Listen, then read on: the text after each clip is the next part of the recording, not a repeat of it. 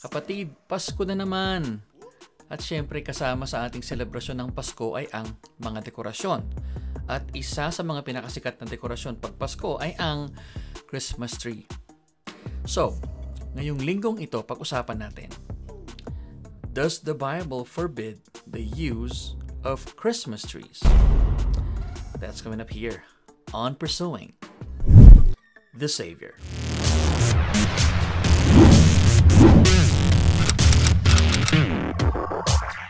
What is going on? My name is Archie and welcome to Pursuing the Savior.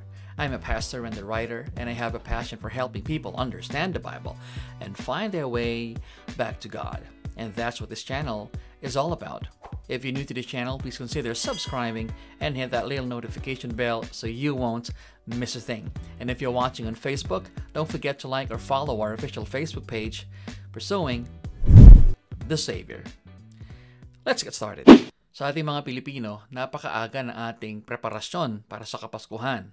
As a matter of fact, tayo ata ang pinakamaagang mag-celebrate ng Kapaskuhan. As early as September pa lang ay nagsisimula ng maghanda yung mga pamilya ng mga palamuti sa kanilang mga tahanan. At syempre, isa sa mga pinaka-popular na dekorasyon ay ang Christmas tree. Pero saan nga ba nagmula ang konseptong ito at ito nga ba ay ipinagbabawal ng salita ng Diyos na ating gamitin para sa dekorasyon? A history of the Christmas tree.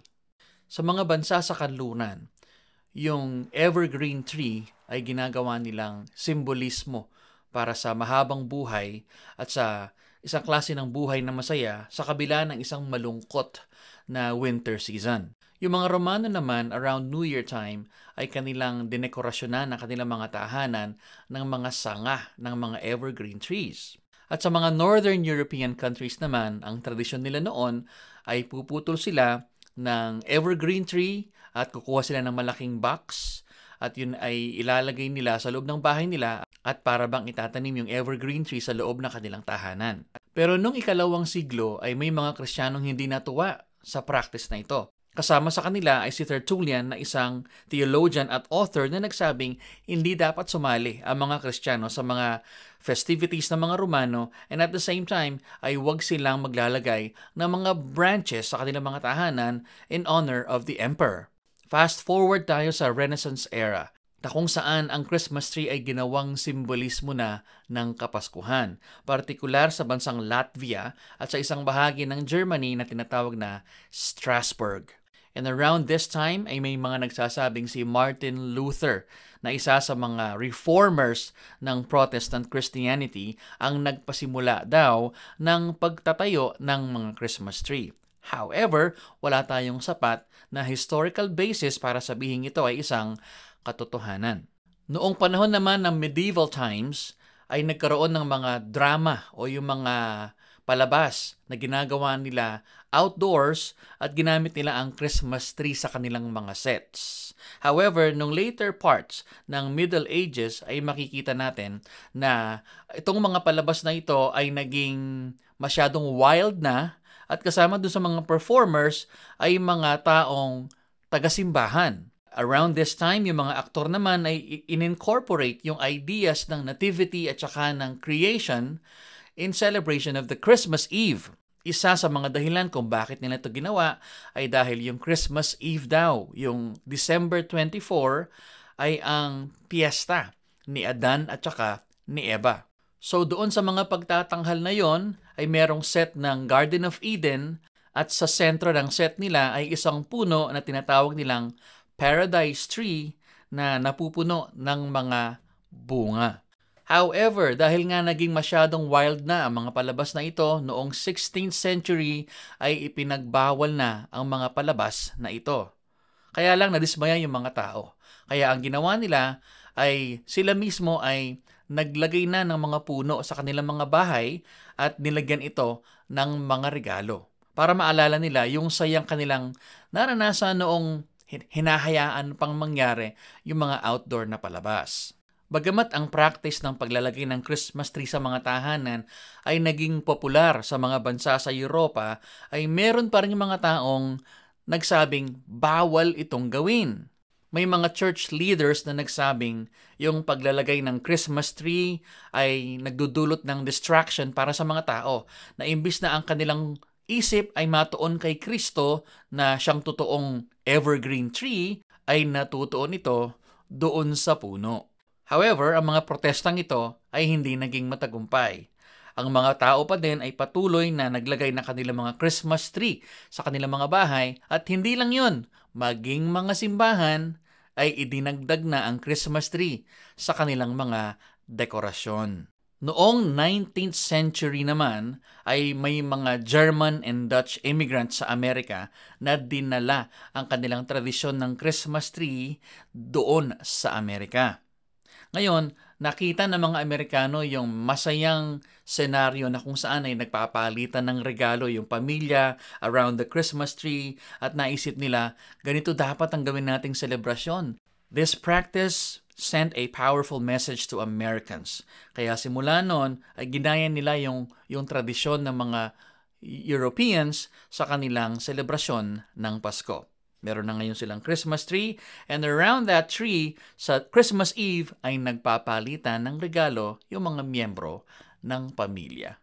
At kung hindi ako nagkakamali, ay dinala din ng mga Amerikano ang tradisyong ito sa ating bansa. The Jeremiah 10 issue. Now, tingnan naman natin kung ano sinasabi ng salita ng Diyos. Dahil may mga Kristiyano na nagsasabi na ipinagbabawal daw ng salita ng Diyos ang pagtatayo ng Christmas tree. Tingnan natin ang Jeremiah chapter 10 verses 2 to 5.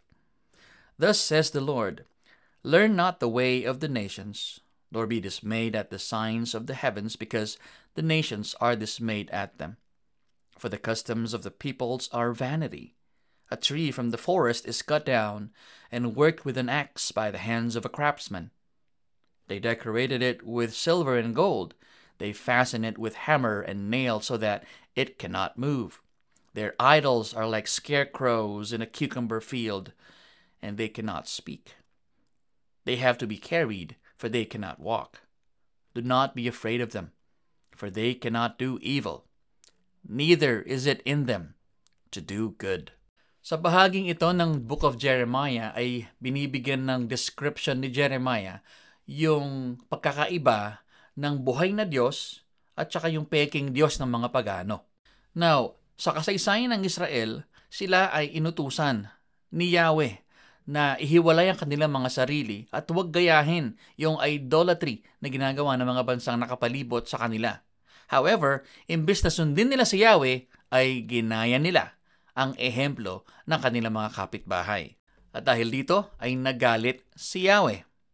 At sa bahaging ito ay ipinaliwanag ni Jeremiah na walang kwenta yung mga Diyos-Diyosan na sinasamba ngayon ng mga Israelita. At dito nga ay binigyan pa niya ng picture kung paano ginagawa yung proseso ng paggawa ng imahe. At first, a tree is cut down from the forest and then huhulmahin niya ng isang craftsman sa anumang imaheng gusto nila.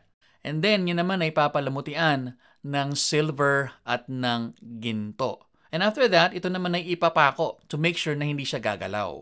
So makikita natin, merong touch of sarcasm itong ginamit na lengguwahe ni Jeremiah. Partikular dun sa part na kailangan daw ipako muna yung imahe para hindi siya magalaw. Ipinapakita ng imaheng ito na wala talagang magagawa ang isang Diyos-Diyusan.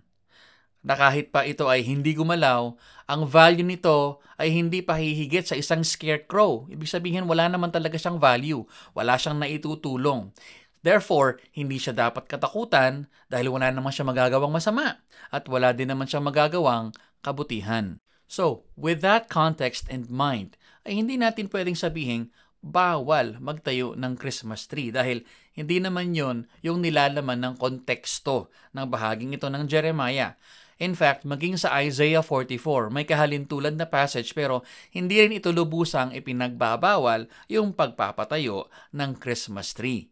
Again, ang passage ay tungkol sa pagbabawal ng Diyos sa pagsamba sa mga Diyos-Diyosan. However, if in any way ay naging parang Diyos-Diyosan na yung Christmas tree at to an extent ay parang sinasamba na natin ito, doon ay nagiging kasalanan na ang pagtatayo ng Christmas tree. But personally, I do not know anyone, lalo na mga Kristiyano, na sinasamba yung kanilang mga tinatayong mga Christmas tree. But I do know that there are Christians na ginagawang reminder yung evergreen tree. In other words, yung Christmas tree para alalahanin ang iniaalok na buhay na walang hanggan ng Panginoong Hesukristo sa mga sasampalataya sa Kanya. And if a Christmas tree is put up only for decorative purposes, and if it's a reminder of God's promises, ay wala po tayong nakikitang masama doon. In conclusion, wala pong malinaw na talata sa Biblia na ipinagbabawal ang pagtayo ng Christmas tree. Therefore, this is a matter of conscience. And in such cases, kailangan nating maging gracious at respectful dun sa desisyon ng ating mga kapatid. Sila man ay magtatayo ng Christmas tree or hindi. Kailangan nating maging marespeto. Therefore, we should not look down on people who do put up Christmas trees and those who do not. Dahil hindi yun ang mahalaga. Dahil ang mensahe ng Pasko ay hindi para tayo ay maging mapanghusga sa ating kapwa, kung hindi tayo ay tumingin kay Kristo na 2,000 taon na nakalilipas ay ipinanganak para maging tagapagligtas ng mundo. I hope kayo po ay may natutunan sa ating lesson ngayong week na ito. Napakasimple lang pero sana ay nagdulot po ito ng encouragement at paglilinaw sa inyo. And if you want more videos like this one, don't forget to subscribe to our YouTube channel and follow our official Facebook page. And with that, my friend, I'll see you on the next one.